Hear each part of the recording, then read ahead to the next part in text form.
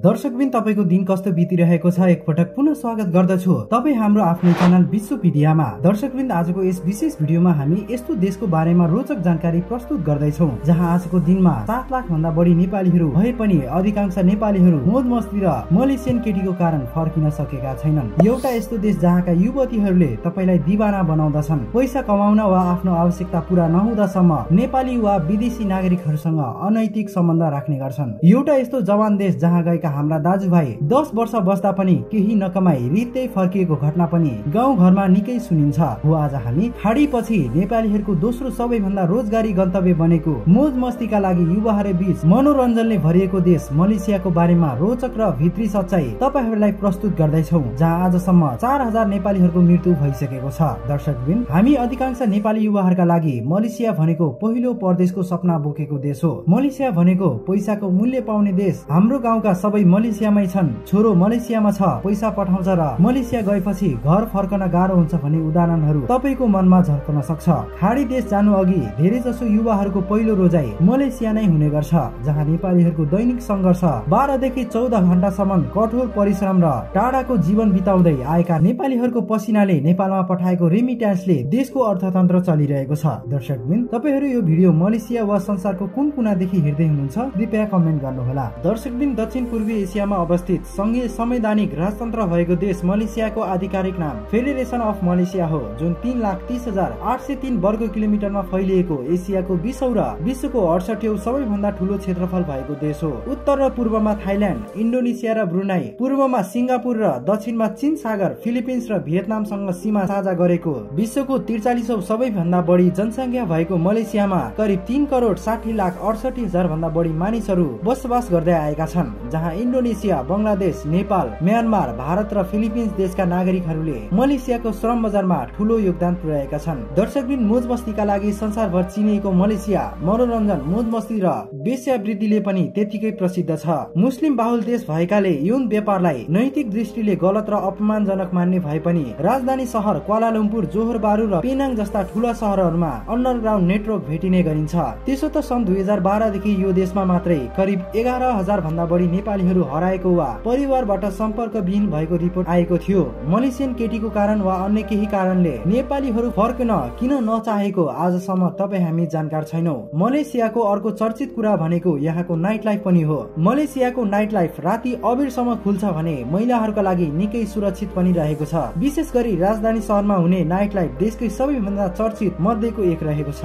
दर्शकबिन मलेसियामा अवैध रूपमा प्रवेश गरेका नेपालीहरू जेल वा देश निकाला हुने सम्भावना हुँदा पनि 4 देखि 6 लाखसम्म मलेसियन तस्करहरूलाई नेपालीहरूले तिर्दै आएका छन्। सन् 2025 को सुरुवातदेखि नै विदेशी कामदारहरूको प्रवेशमा रोक लगाएको भए पनि थाइल्याण्डको भिसा लगाई गोलोक नदी पार गरी डुङ्गाबाट सीमा पार गरेर मलेसियाको केलान्टन राज्यमा तस्करी गरिने गरिन्छ।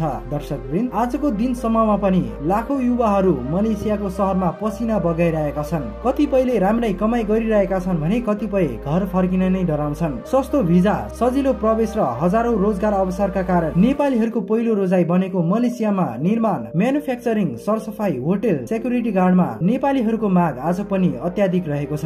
त्यस्तै सन् 2023-24 को एक तथ्याङ्क अनुसार विदेशमा काम गर्ने नेपाली मध्ये सबैभन्दा मृत्यु हुने देशमा मलेसियाको नाम रहेको छ, जहाँ यो वर्षमा मात्रै 251 जना नेपालीको मृत्यु भएको पाइन्छ भने सन् 2003 देखि करिब 3700 भन्दा धेरै नेपालीहरूको ज्यान मलेसियामा गएको छ। दर्शकवृन्द यो देशको नाम सुन्न साथ तपाई मध्ये धेरैलाई रोजगारी र पाम तेलको सम्झना आउँछ, तर के तपाईलाई थाहा छ यही देश आज एसियाको सबैभन्दा छिटो विकास गर्ने अर्थतन्त्र मध्येको एक बनेको छ। विश्वको 35औं र एसियाको 10औं सबैभन्दा ठूलो अर्थतन्त्रमा पर्ने शक्तिशाली व्यापारिक राष्ट्र र दक्षिण पूर्वी एसियाको औद्योगिक हबको रूपमा पनि चिनिएको छ।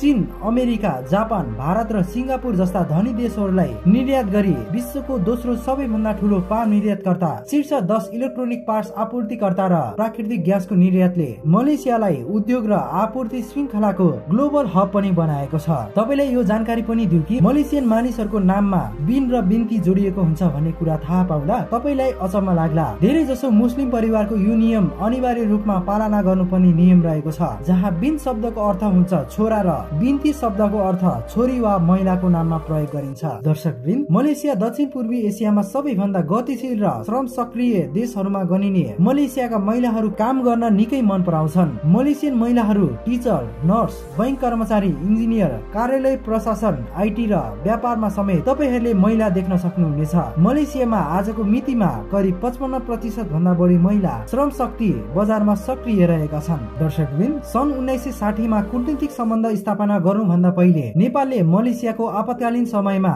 ब्रिटिस र मलेसियाली सेनासँग मिलेर लड्ने गोर्खा सैनिकहरूको योगदान यो देशको इतिहासमा समावेश भएको छ।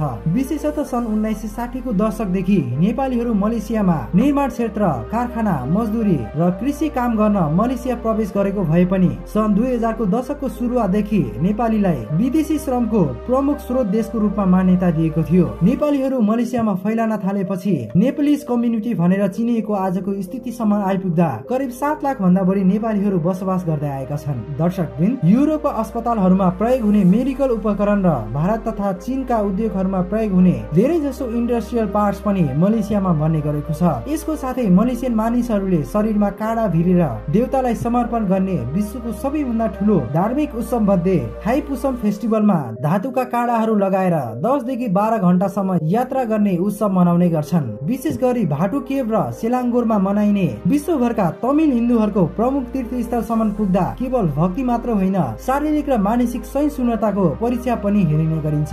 दर्शकवृन्द, मलेसियाको क्वालालम्पुरमा रहेको संसारकै अग्लो जुम्लाहा टावर पेट्रोनास ट्विन टावर सन् 1998 देखि सन् 2004 सम्म 6 वर्षका लागि संसारकै सबैभन्दा अग्लो भवन थियो। इस्लामिक ज्यामितीय डिजाइनमा आधारित यो टावरमा धेरै नेपाली सुरक्षा गार्ड, हाउसकिपिङ, टेक्निकल स्टाफ र निर्माण मजदुरको रूपमा काम गर्दै आएका छन्। यहाँ भित्र रहेका होटल, शपिङ मल, रेस्टुरेन्टमा कार्यरत नेपालीहरू सप्ताहन्तमा वा छुट्टीको दिनमा टावरको आसपास घुम्न वा फोटो पनि खिच्ने गर्छन्। के तपाईलाई थाहा छ, मलेसिया संसारकै यस्तो देश हो जहाँ राजा चुनाव मार्फत 5 वर्षका लागि निर्वाचित हुने व्यवस्था रहेको छ, जहाँ 9 सुल्तानबाट पटक पटक चुनिने गरिन्छ। यहाँको सरकारमा संवैधानिक राजतन्त्र र संघीय संसदीय प्रणाली अनुसार चल्ने भएकाले प्रधानमन्त्रीले देश चलाउने व्यवस्था रहेको छ। दर्शकवृन्द, विश्वकै सबैभन्दा ठूलो रबर उत्पादक देश, मोज मस्ती र मनोरञ्जनले भरिएको प्रसिद्ध देश र तेस्रो सबैभन्दा धेरै नेपालीहरू बसोबास गर्ने देश मलेसियाको बारेमा यो भिडियो तपाईलाई कस्तो लाग्यो कृपया कमेन्ट गर्नुहोला र